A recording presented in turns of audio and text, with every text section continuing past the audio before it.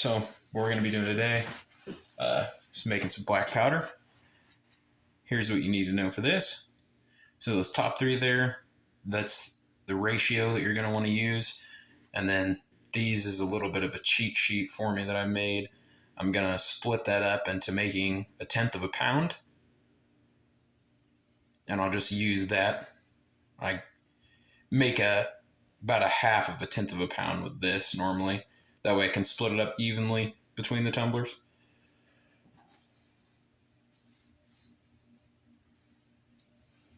So we're going to start off with the nitrate. We're going to go ahead and hit this scale here. We're going to turn it on. And that'll automatically tare it, so that way that weight of that cup there doesn't matter. And it is on pounds. So we'll go ahead, start filling this up.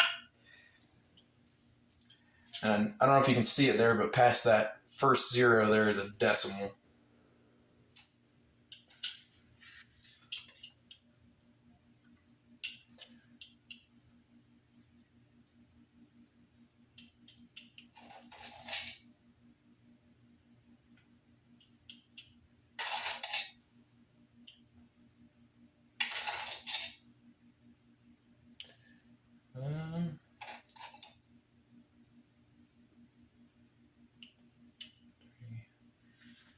See, we want it a little bit over.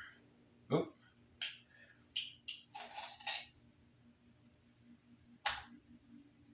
Scale's not perfect. I'll just tap it a few times. Okay, I think we can probably pull a little bit more out of there. Okay. Seems like it's reading about 38. The nitrate, you can use just a tad bit more than you actually want. That way you can get the ratios to where the nitrate's an oxidizer. So if you have it just a tad over, then that's probably all right. Next thing up is the charcoal. And while it doesn't necessarily take up a lot of the weight, it is a lot of the volume, which is why it's really important to measure this stuff out.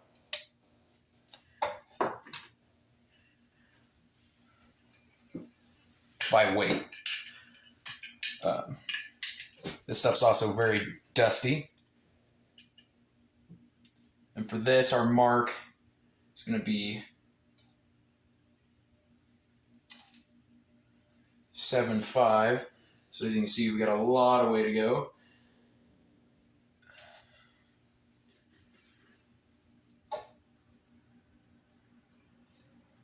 See, this stuff really doesn't add up quick.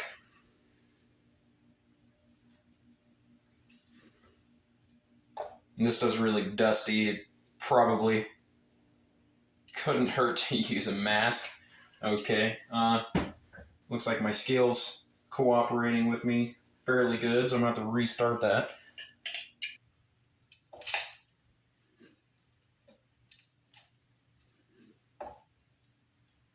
Really don't like doing this quickly with this because it makes a ton of dust. And this is softwood charcoal I've actually made myself out of some cedar. You can use pine, lots of other things. A lot of people use willow, different things like that, but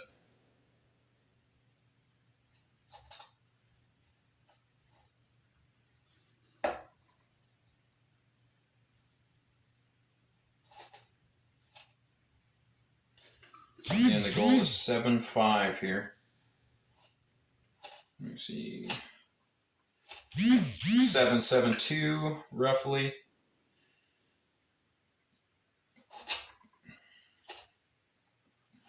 Might try and take a little bit out there. Kind of prod it a little bit, see where we're at.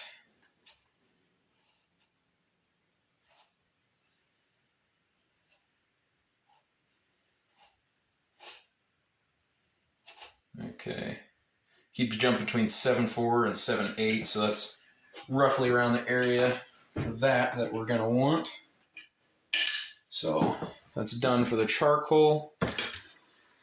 Now I'm going to go ahead and add this nitrate here.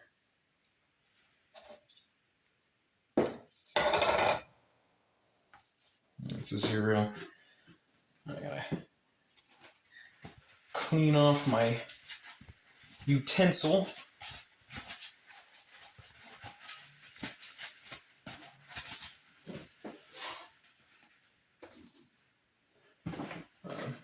We'll go ahead and get the sulfur here. And the sulfur, we're going to want the second to last digit to equal 5.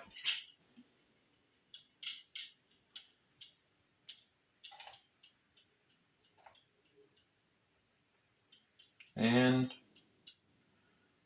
it's gone off on me again. It is not being very cooperative. So this stuff I do not want to contaminate. So I'm going to go ahead, drop it on here real quick. We'll go ahead and press tear, get that back to 0. Go ahead and just kind of dump that back on there. Get as much of that off of there as we can.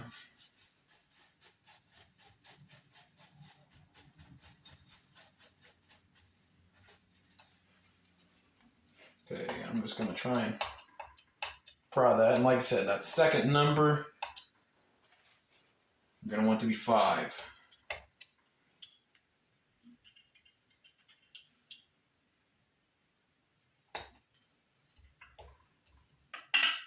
Looks like we've got about 1/3 of it, just about, that we, well, actually, about 1/6 of it.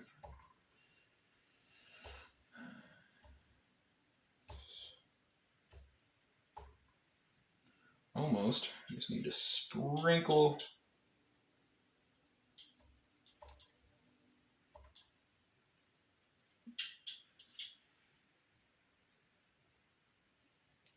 Okay.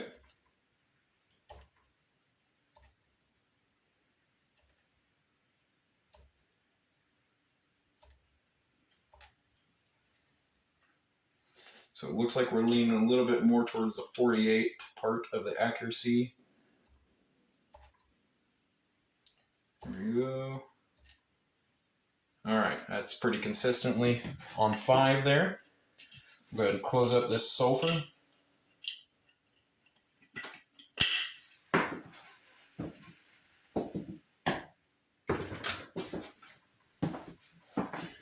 All right, for this,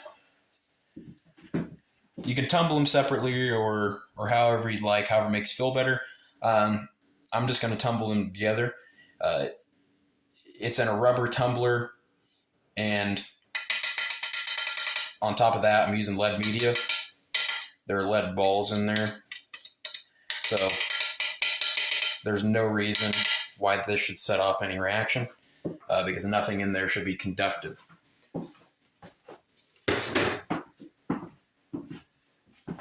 You could go ahead and give it a little bit of mix just so the dust isn't quite as bad. But it doesn't really matter because it's going to get mixed quite a bit once it gets tossed in here. All right, so again, just showing this again. So there's your percentages that you're going to want. Okay. So go ahead and take this and take both of these lids off real quick.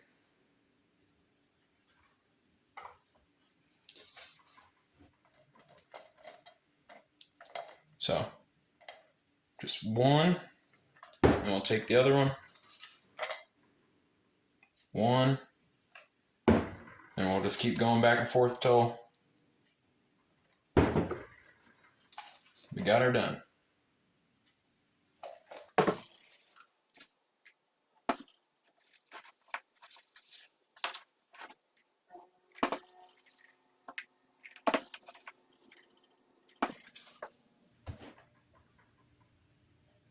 And the reason the mixture doesn't really matter as much while you're doing this is because you're going to mix it up better later. This is just crunching them.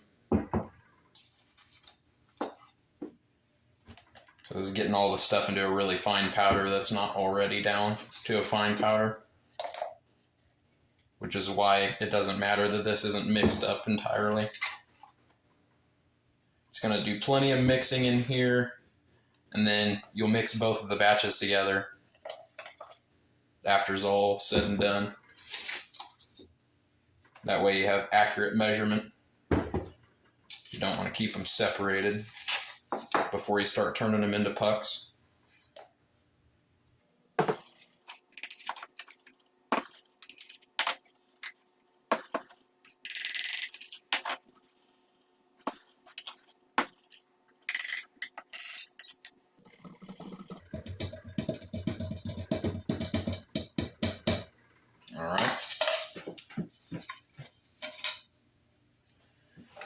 So now we'll take our tumblers apart here.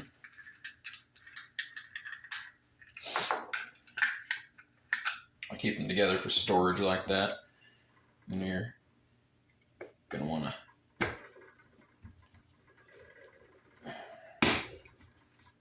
go ahead and set them down in there.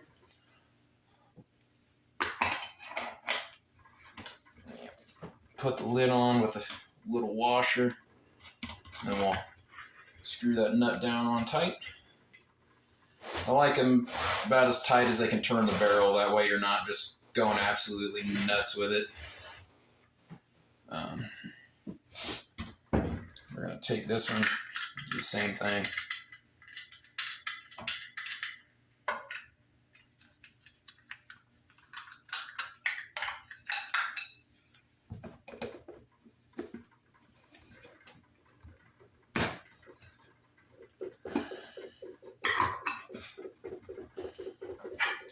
Just go ahead and put all that together, and then just tighten it until this tumbler starts moving on its own. I want it ridiculous. All right, and now we can just set these in here, and we could just turn those on, let them run for a couple days. It doesn't matter, it doesn't have to be exact, but I like generally 2 to 3 days, get everything nice and crushed up before I mix them together again, or 2 days and then throw it all into one tumbler or mix it back and forth, just to make sure everything's real nice and mixed up. I'm gonna go ahead and turn this off for the remainder of the video because luckily I have some leftover powder from pucking last time, and I have a 110 mesh that I got this stuff out of, and that mesh is very fine, so this stuff's just going to get repucked, and I'll show that in a second. Okay, so I've given my workspace a quick wipe off and all that. So this stuff is some leftover powder that was just a little too fine last time whenever I ran it through. So we're going to grab my utensil again. We're going to take a few clumps of this.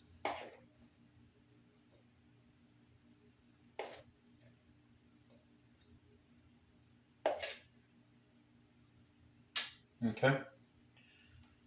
This stuff isn't quite as dusty as the charcoal because it is just black powder that has already been really mixed. So this is just a tad bit of alcohol. Most of it's water, but I like this because it kind of saturates the top. So what I'll do, and normally I work in this tub space over here, but it's a little bit too tall for the video, because it just kind of keeps everything clean. You don't want dust, especially if you have any kind of static charge going on, because dust is very flammable no matter what it is. But anyway, so I just take this and kind of give a little bit of a spritz. You don't want a ton in here. So we'll just mix this around.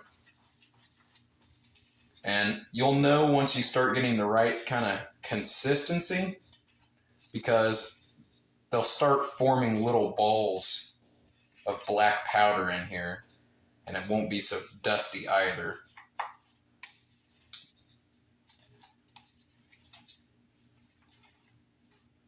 And the stuff will actually compress if you put like a spoon against it. See like how it's kind of clumping up there to that side up there? That's kind of how you want it. You want to make sure it's fully saturated all the way through though.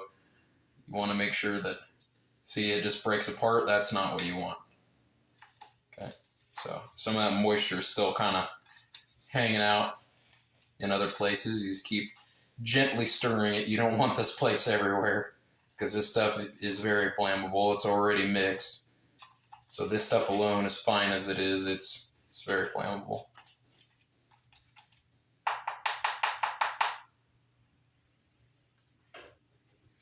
We'll give it another couple sprays here.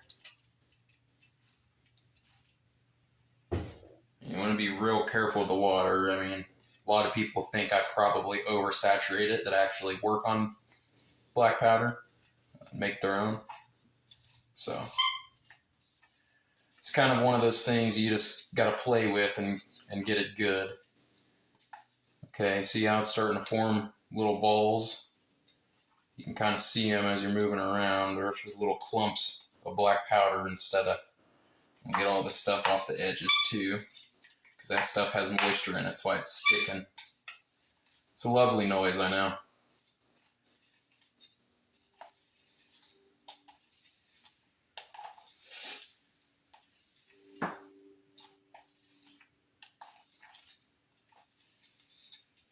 I'm just kind of folding it into itself. I really don't want to make a mess everywhere. It's not as big of a problem when I'm working in the tub, but I just definitely don't want to get this all over my floor.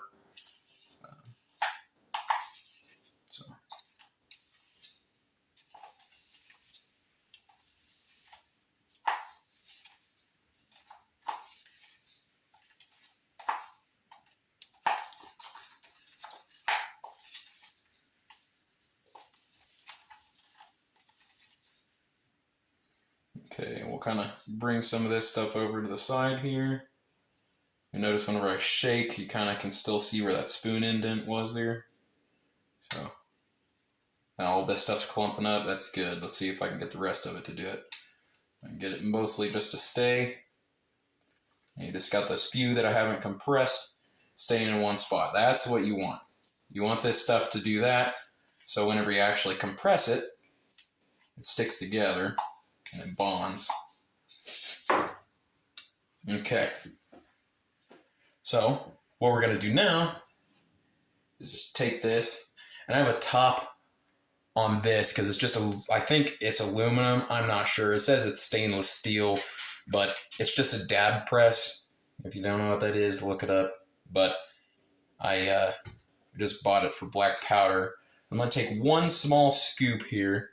And generally you can kind of make them bigger, but I know that it'll compress it a little harder if I make it small. So yeah, put a little bit more in there, I think. Okay. Can't really see in there well, but it is by no means full. It's probably about a quarter full at best. Just put that on there, and then I'll move over to my other spot. Okay, so this is just a 12-ton press, and what I'm going to do is I'm going to take this and I'm going to jack it with my hand until I basically can't actually put any more pressure on it with my hand.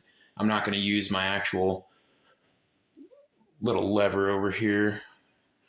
So let's do this.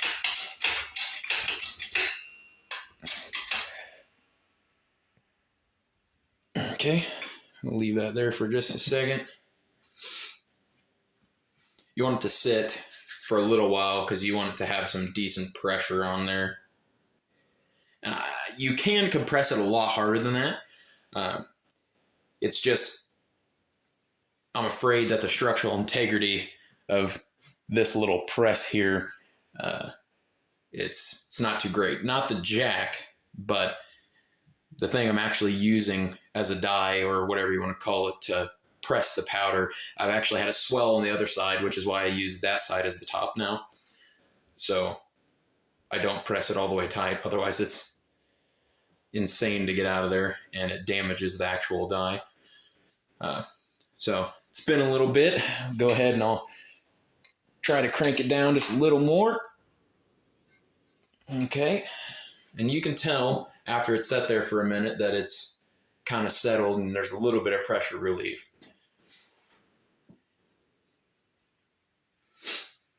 So we'll just sit here for a little bit. And then we're going to go ahead and move over to the next station.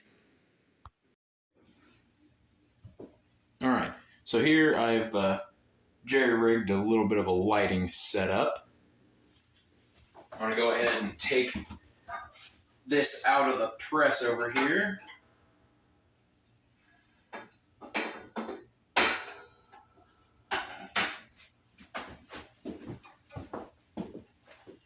Bring this over. And as you can see, we've got a solid puck inside there. Sometimes these will squeeze out by hand. They're quite tough.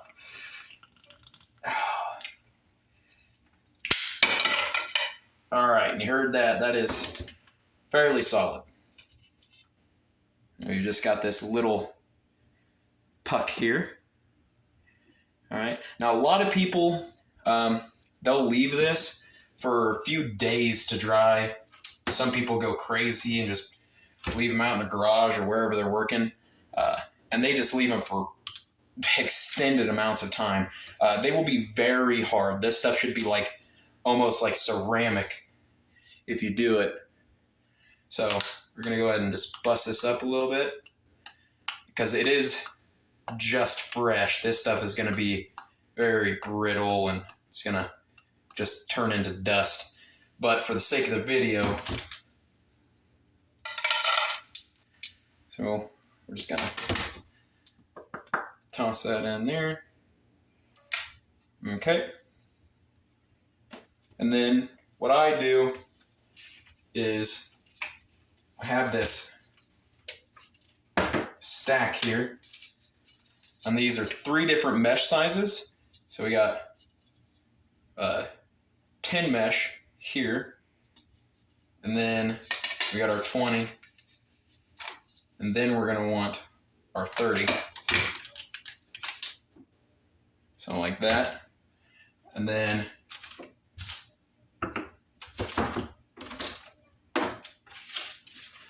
I just take them like this, throw them in the screen, and we've already got some dust. Let's take this bowl here and shake it, and just keep doing that. And if you have any massive chunks, they'll land in this one.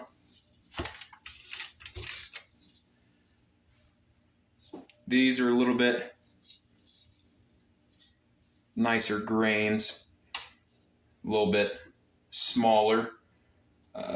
This stuff is probably actually the equivalent of like 1F, if I had to guess.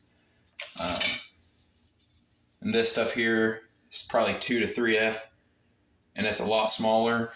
And then you'll have this stuff, which is either like 4F or like dust. It kind of just depends. You could put the 110 there, and if it doesn't go through the 110, you put it on the bottom, then that's normally pretty good. And then you just separate them out, and I'll show you here. This stuff is like what I'm going to say my 4F is, something like that. And it's kind of hard to tell. That stuff's pretty fine. This stuff is like 30 to 40.